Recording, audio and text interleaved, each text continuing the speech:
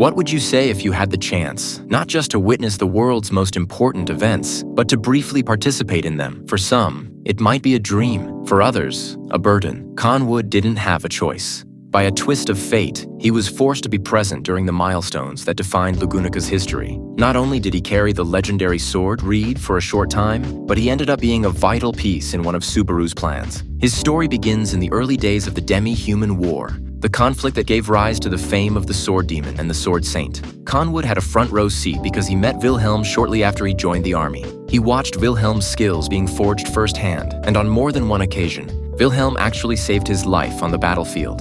Years later, when Wilhelm briefly retired, his position was taken over by Theresia. And this is when Conwood committed what he would call his eternal sin. Seeing Theresia fight with superhuman ease, he assumed she was a perfect woman who genuinely enjoyed her power. However, when Wilhelm returned from his self-imposed exile and revealed his wife's true nature, a girl incapable of wanting to cause harm but forced to wield a sword for the sake of others, Conwood felt a profound sense of shame. That guilt drove him to act. On the day of their wedding, Conwood confessed to Wilhelm how wrong he had been about Theresia. That same day, he and his squad helped Wilhelm reach the ceremony on time, thwarting the sabotage planned by the Sword Saint's father. But fate had a much more bitter trial prepared for him. Years later, during the first expedition against the White Whale, Conwood was on the front lines alongside Theresia. He was the one who witnessed the Saint fall, confirmed her death, and had the painful task of delivering the news to Wilhelm, along with the sword, Reed, which his wife had dropped as she died. Carrying the regret of not being strong enough to save his benefactor and watching his other benefactor sink into depression, Conwood retired from the army after suffering a combat injury.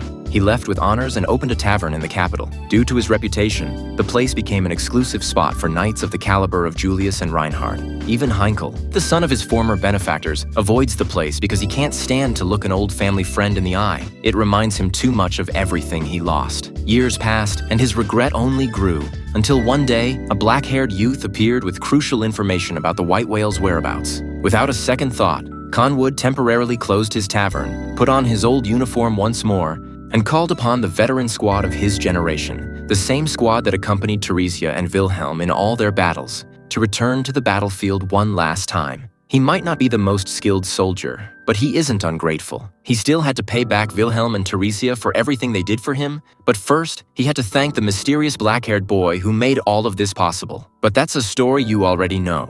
Remember, I've started a series on cut content here on the channel.